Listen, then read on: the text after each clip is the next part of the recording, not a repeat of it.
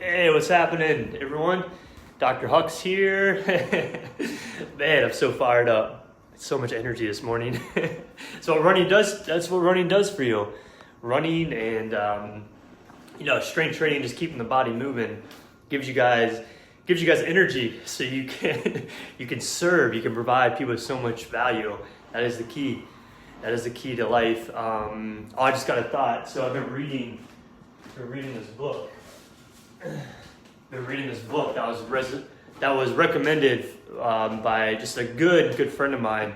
We haven't actually met in person, Britton Stewart. I met him through SSHC, but just a good buddy of mine. We've been really building a strong relationship. But here's the book, Lead Like Jesus. This is a revisited version. I'm just so fired up. I wanted to share this to you. Oh yeah, and this is by Ken Blanchard, Phil Hodges, Phyllis Hendry. But this book, man, that's the only book you need. I know we're all called to be leaders. We're all called to be just influence a lot of people. I'm telling you, that's the only book you need to truly become a good leader. So I just went on a tangent. I'm all over the place this morning, but thank you guys for coming to day 5 of the challenge. Why people hesitate to start a running program. You know, the reason I love this title is I think this is true of life. You know, we hesitate to start a running program. We hesitate to start maybe a relationship. We hesitate to start a business idea. We hesitate to start maybe jumping in those dreams that we've had for a long time. We just hesitate. We hesitate to put action in. You know, oh man, the hardest part is taking the first step. Hardest part, but once you take the first step and you have your why, your bigger goal, your aspiration of why you're doing it, you're gonna keep taking steps forward. You're gonna get momentum and just keep on moving along. So today, and then that kind of goes into my next point, is I just want to recap our challenge. June. So this was a June 1 to 4 or June 1 to 5. I'm going to recap the first 4 days. And by the way, I want to give a shout out to my Rays. got the hat and the shirt. I got a healthy challenge going on with Dr. Michael Gorman. Whoever can have the most members in their Facebook group by, I think we did it by Tuesday. By Tuesday, June 10th, wins, and whoever loses has to buy the other person an opposing uniform of the team of their choice. So I wanted to rep my Rays because this is the jersey Michael's going to be buying me on Tuesday. Thought I would talk a little trash there, but yeah, thank you guys so much. Thank you guys for coming on this challenge. And so I want to recap the days. So Monday was a biggie.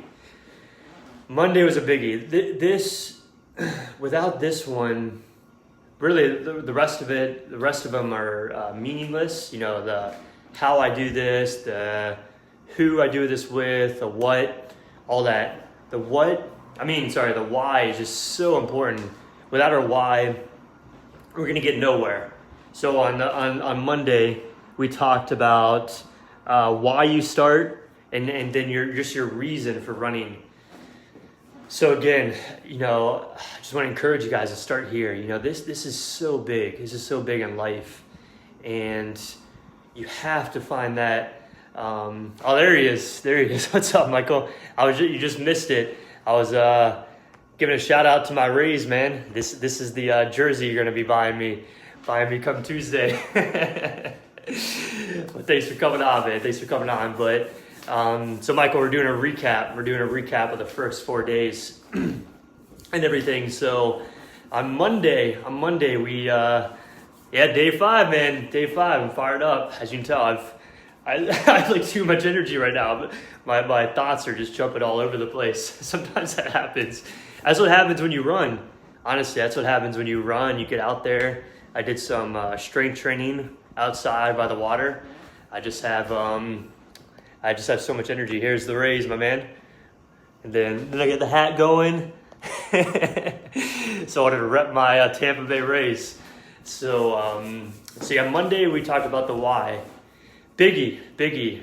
Without this, nothing else is possible. You know, you're not gonna be able to get to those goals of your 5K, your 10K, your half marathon, your those bigger aspirations. You know, maybe starting your business. You know, maybe finding the woman of your dreams, having kids. You know, I'm going on a little bit of a tangent here, but I just feel like that why and that first action step is so crucial. You know, actually, Michael and I learned this through Impact Academy. So we've heard about Facebook groups and we've heard about different things, but we wouldn't have made that first step of buying the program unless we had a why of the reason we're doing this. So we had a why of, we want to impact a lot of people. You know, a lot of people. We and then we figured out our certain niches, our type of people we want to help. We just had that why. You know, both of us come from physical therapy clinics where we were an employee and we had to listen to our boss and try to help people in a corporate business. But it was impossible. We'd burn out and we couldn't really give people enough time to really truly get in there, just help them discover their why. Why, someone comes in with a ACL tear and we're supposed to rehab, take them on this journey. So why do you want to get this better? Why, what impact will this make in your life if this does not improve, et cetera, et cetera. So, now being a practice owner, it just gives you a lot more clear vision and mission, because you can really just pour in those gifts to people, just really impact people. I was reading this morning in this book, Creation Health, highly recommend it. But my fiance and I are on O, which is Outlook, and it was talking about 80% of, let me get this right, 80% of patients that walk into a physical therapy clinic won't get better unless they get their mindset right. They get their mental clarity, they get their why, they get that better. If 100 people come into your clinic and only 20 out of the 100 have the right mindset, then they'll get better. They'll get to 100%, maybe 110%. So I thought that was just so, you can't do anything unless you really work on the mind. Michael can attest to this and all my other physical therapists. As physical therapists, yes, we treat the body physically, but really we're in a way psychotherapists. I think we're like 90% psychotherapists. So it's just that mind-body connection. So again, day one's finding that why. Why are you running? Why are you doing this? Find that greater reason, and then write it down. Write down your reasonings. Write down your goals, and then that will really plant the reason you're even doing this. So that was day one. Day two, day two of the challenge was pain or previous injury. Let me get it. By the way, here's my smoothie. This is what keeps me going. Nutrition's crucial, guys. Nutrition. Make sure you get your smoothies in. So yeah, day two we talked about your pain or previous injury. So a lot of runners hesitate on even starting a program because they've dealt with pain in the past. They've dealt with injury in the past. They're afraid of getting hurt. Let me see what Michael said. Agree. We must forget we are therapists for the whole body, including the mind. Amen. Amen, brother. So day two, just, we are afraid. We're afraid of that pain. No one likes to run, play golf, any kind of activity, or even walk in pain. Pain's brutal. But day two, we went over a lot of ways for injury reduction. Sometimes that happens. A call tries to come in to interrupt your life. That's the only negative of doing it on the phone. But yeah, so day two, we talked a lot about that. Your, ways to prevent injury. Again, tightness in your hip, tightness in your calf, your thigh. Tightness is a sign of weakness, not a sign of being inflexible. That's something we really hit on Tuesday. You know, so many runners want to just foam roll and stretch and just keep doing this stuff over and over, then go back to running. But no, that's not treating the root of the problem. Again, I'm not against running. I believe in recovery days and stretching, but we have to strength train. We have to at least do 2 days a week of strength training, especially if we're serious about running. If we want to get to 10 miles a week, 15 miles a week, 20 miles a week, et cetera, we have to get that strength training in. So that is crucial. So Tuesday we recap that. Let me see if I'm missing anything. So again, the most common is overuse injuries. Overuse with the so ankle pain, knee pain, hip pain. The most common running injuries is overuse. So using those muscles, those movements too much without addressing certain muscles. Morning, Sean. What's happening, man? Thanks for coming on live. Thanks for coming on. We're recapping. We're day 5 of the challenge. We're recapping the 4 days, and I hope this just is a way for you guys to write down notes and just either be the start of your journey, your running journey, or take your running journey to that next level. So yeah, that's what we're all about. That's what we're all about here, phasing forward. We got to keep moving, taking steps forward. So yeah, day 2, injuries, overuse injuries are the most common. So keep that in mind when you're increasing your running by week. You know, I always say that the 10% rule, to try to increase your total miles of the week by 10%. So if you do 10 miles for the week, increase by 10% would go to 11 miles, and et cetera. So that's a good point. You know, obviously if you're starting out, you can get away with increasing a little bit more. Like, maybe you're at that 10 miles and you're doing strength training and other things. You could go up to 15 miles, but try to keep around that 10% rule and everything. And then we went over cadence, your proper running mechanics, making sure you're landing right, making sure your stride's not too long, making sure you're not heavily landing on the heel. It's called heel strike. You want to try to land more on the midfoot. Midfoot's ideal, but this will be a little bit different for everybody. The key is just keeping that cadence at a higher level above 170. And the way you calculate this is get a metronome or a stopwatch and calculate how much one foot, this could be your left or your right foot, lands or plants on the ground in a minute time frame, and multiply that by 2, and that'll get your cadence. So that was the other big thing of day 2.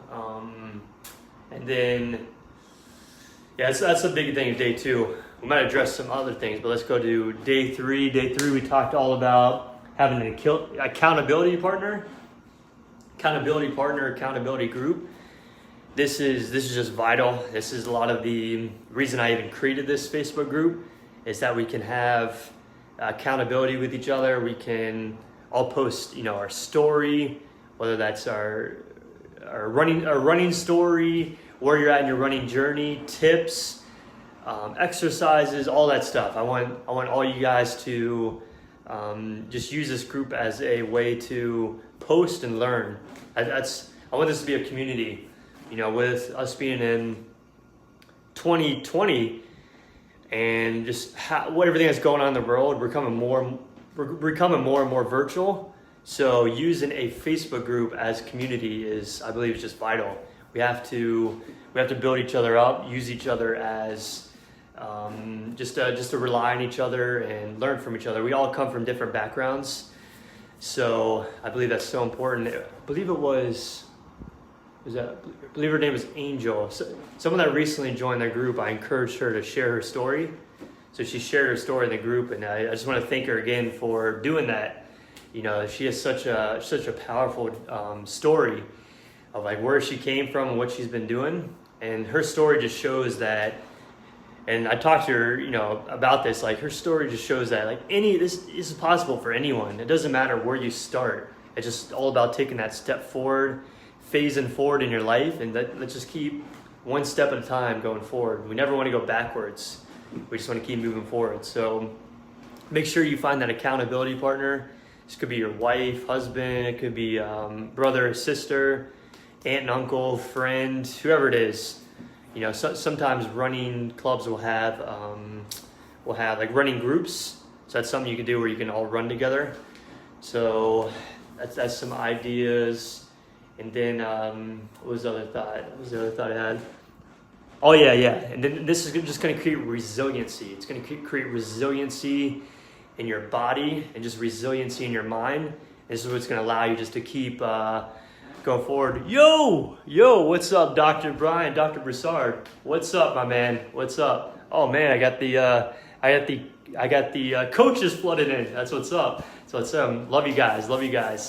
So talking about accountability, you know, on our day 3. Without Captain David, Captain Brian, I wouldn't be where I'm at. So, you know, we're able to be accountability partners to keep moving forward in our life. You know, it doesn't matter where you meet someone, or it doesn't matter where you're at when you meet someone. It's all about you going forward and them going forward as well. You know, that should always be the relationship. You guys got to keep moving forward together and just keep taking those steps. So Michael says, I need to start running. Ran 40 yards on a golf course yesterday, not a prep. Oh man. Yeah, man, that's hilarious. Yeah, the golf course is good. I do always recommend. You guys bring so much energy. I love it. I already have too much energy. Having all you guys with this much energy, I don't even know what the heck I'm saying.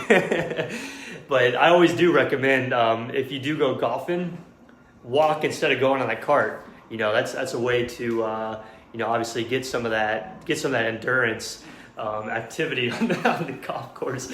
But Michael, you're right. If you do run to supplement your golfing, that's beautiful. It's National Donut Day. Yeah. How about this, guys? If you do get a run in today, I'm all for you guys jumping in on that National Donut Day. I'm fine with that. Just that's got to be our deal together. If you get a run, then you can do that National Donut Day.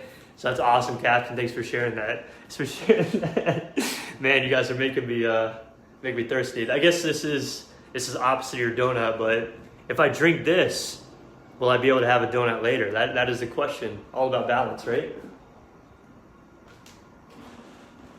Very good. So that was perfect timing, guys. I was talking about accountability, and then all my accountability friends, coaches, partners come in. So you guys must be God connecting us and just be like, get into Health Focus Running Group. Now there you go. There you go, Captain. I support that. And then of course my accountability partner, Britton Stewart, just came in. What's up, my man? What's up? This has become the donut challenge. Instead of running challenge, now we're in the donut challenge. Maybe that's what I'll do next week. We'll do a donut challenge. But let's see, day 4, you must have a plan in place. This is so vital. You know, you can't just go out there and just expect results. You have to put time in to create a plan. You have to, you know, have goals. You know, a lot of people, when they start running, they run aimlessly, and they run because maybe their friend, coach, partner, whoever it is, someone they look up to is like, you should start running. So they gave them that advice, and that's the reason they're running, because someone told them it was healthy and it's good for them. But that's not a great enough reason. You know, that's a good seed. I always say that's a good seed to be planted, but I don't believe that's enough to really start that journey. It has to start internal. You have to write these goals down, and you have to you know, figure out that why, like we talked about on day 1. Brent says, have a plan in place, have goals. Great points. Bam. That is it, man. I should bring you, Brent. I should bring you on this live. You just nailed it. And I put this up earlier, Brenton, but this book came in and it's been changing my life, man. We gotta lead like Jesus right there. We gotta lead like Jesus. It's all about It's all about servant leading. It's all about servant leading. And that's another reason I created this group. I want to serve you guys and help you guys in your running journey. Hey, what's up, Lizette? Thanks for coming on. So, man, you guys are firing me up. It's Friday. This is fun. But yeah, having that plan in place is vital. That's going to prevent injury. That's going to create pain-free running. That's going to allow you to reach that 5K, that 10K, that half marathon race. That's the only way. You have to create a training program. You have to have a plan. You have to have goals. Like, you could even write, if I do get to this point of running this 5K, half marathon, what's going to be the result? What's going to be the result of getting there? And then what's the impact on my life if I don't get there? So it's good to kind of ask those questions, and that's going to create thoughts and different things in your mind of goals and everything to put down on paper. Because again, if it's not written down, it's not going to happen. It's not going to happen. So we got to have those goals. We got to have things in place and everything. So very important on that one. On day 4, day 4, I wanted to just talk about nutrition. Make sure you guys are getting your your water in, your nutrients. The more plants, the more fruits, the better, especially with running. And if you get this stuff in, you can get a donut on National Donut Day. But yeah, make sure you're getting the right nutrition, because you're going to be burning a lot of calories. Your metabolism is going to increase. Your body's just going to crave more carbs and those healthy fats. So make sure you're getting those in, and have a schedule. Have a schedule of when you eat. And I always recommend meal prepping. So avoid those fast foods or those easy meals. Putting time into meals is similar to putting time into running. Like, the more effort you put into something, like food, the more you're going to get out of it. The happier your body's going to be and everything. Brent says, helps you keep going when you may lose a little faith or fall off discipline. Absolutely. That's so true, man. That's so true. There's gonna be so many times. When you guys are running, and maybe you're trying to go from 3 miles to 5 miles. You're gonna want to quit. You're gonna have to battle your mind in those 2 to 3 miles. It's going to be brutal. Like, you can do music, and again, I always say having accountability is going to help, because then it doesn't feel like running. But you have to have a bigger reason. You have to have a bigger reason of, why am I going to mile 4? Why am I going to mile 5, 6? You have to have a bigger reason why, and then compared to your desire, your reason to quit. As long as you have that, you're going to keep taking a step forward. You do one foot after another, and you're going to eventually get to those mile markers. But it is difficult. It is difficult. So, Britton, I love that you brought that up, because that's crucial, man. It's crucial. I've talked to so many runners, and this is true of my own life too, where you reach a peak. Maybe you get to you finally get to 2 to 3 miles, and you just stop there, and you just run 2 to 3 miles over and over and over again, which isn't bad. I always say it's better to do that than no miles, than anything under that. But I don't know. I feel like everything in life, your relationship with your spouse, your business, personal growth, you gotta keep moving forward. That doesn't necessarily mean you have to get to the point of running like ultra marathons, anything like that. Some people are wired like that in the running journey, and they will get there. But I say it's not for everyone, but just a matter of pushing yourself. You got to keep pushing yourself. This life is a marathon. This life is just a one step at a time. And thing, it's not a sprint.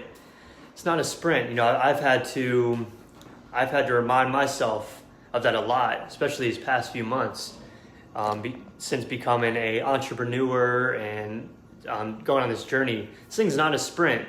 I might be surrounded by people that are winning and just doing amazing things, and and whatnot, but I'm new at this, so I got to give myself. We all got to give ourselves grace, and we gotta forgive ourselves, not put too much shame and guilt on ourselves. We have to just remember we're at a certain place. As long as you're better. See, as long as you're better tomorrow than you were yesterday, or let's say today, as long as I'm a better version of myself compared to yesterday, then I'm winning.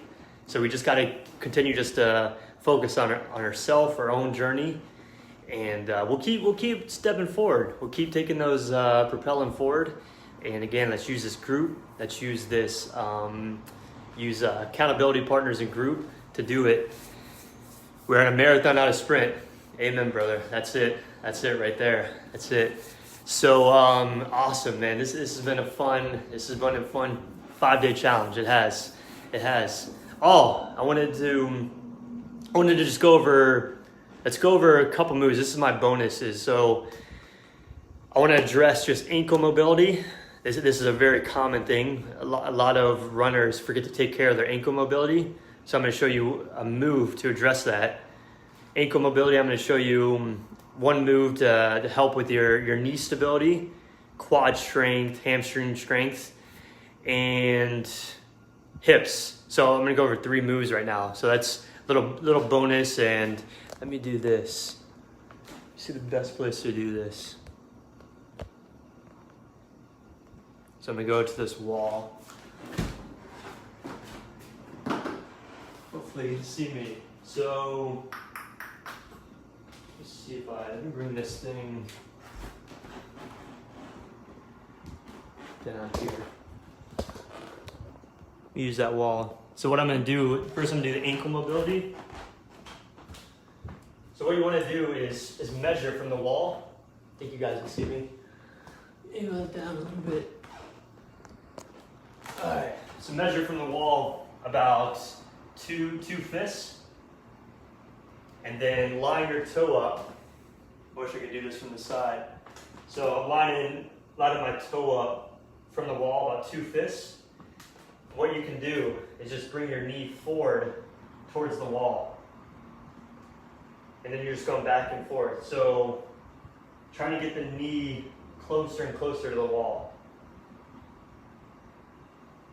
And you want to do actually starting point, just do 1 fist. Do 1 fist away, is then you'll be able to hit the wall. So just going back and forth. That's going to help with your ankle mobility. As you're running, it commonly gets tight. And just do both sides and compare sides. And whatever side's more limited is the one you really need to work on. But make sure you do both of them. Just coming towards the wall, holding that for a few seconds, and coming back. Alright, so that's 1. Number 2, bring this back here. Number 2, this is a great exercise you can do on the mat. So this is a single leg bridge. And again, with running, it's a one leg. It's like a unilateral 1 leg at a time exercise. So you want to do a lot of things with 1 leg versus 2 legs. So instead of doing a double leg bridge, we'll do a single leg bridge. So having your feet about shoulder length apart. Start with the right side, bring the left leg up, and then you bridge down. So when you come up, try to hold this for a few seconds and then slowly lower, keeping the core or stomach tight the whole time. Now as you do this, you want to try to go higher and higher, really squeezing the hamstring and the glute. So just start to do about 10 to 15 on the right, then switch 10 to 15 on the left. And then you're just coming up, squeezing those glutes, then back down. Alright, so that's number 2. And then the third exercise I wanted to show you guys was single leg deadlifts. Let's see, so that should be good right there. So try to balance on one side. Slight bend in the knee. And you just want to come down towards the ground. Tap and then up. Try to extend all the way. Same thing, you want to start about 10 to 15 on each side. And what this is really doing is it's creating improving a lot of stability, strength in the hip and the core. So when you get out and run, as you guys can see, I need to work on these more. As you get out and run, the hip, the back, and the thigh is really going to be able to take on those demands.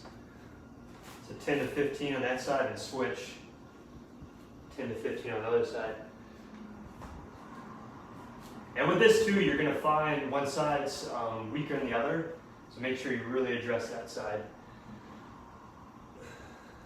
So as you see, my left side was a little weaker than my right. So again, 10 to 15 and good.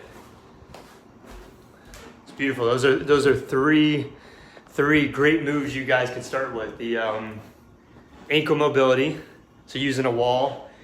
And I did say two fist length from the wall, but start with one. Just start with one, right there. One fist length away with your thumb out, and try to work that knee towards the wall. And then single leg bridges using the mat, and single leg deadlifts. Yeah, the single leg deadlifts are always a challenge, but creates the opportunity for improvement. Exactly. So, and for my beginners, instead of doing the single leg, start with double leg bridges, and then deadlifts, double leg, and then as you get stronger, you'll be able to balance and improve that stability. What you can do if you're real new, just work on balancing on one side. So you can just come on one leg, have a slight bend in the knee, and just balance. Just work on this if you're really new and a beginner. Balance, and you kind of do like reaches to challenge yourself a little bit more. But just practice the balancing on the one side. You can even do that, like if you're short of time, do that when you're brushing your teeth. Brush your teeth, balance on the right, 30 seconds to a minute, switch to the left. So awesome, that was my little bonus feature. I hope those exercises help.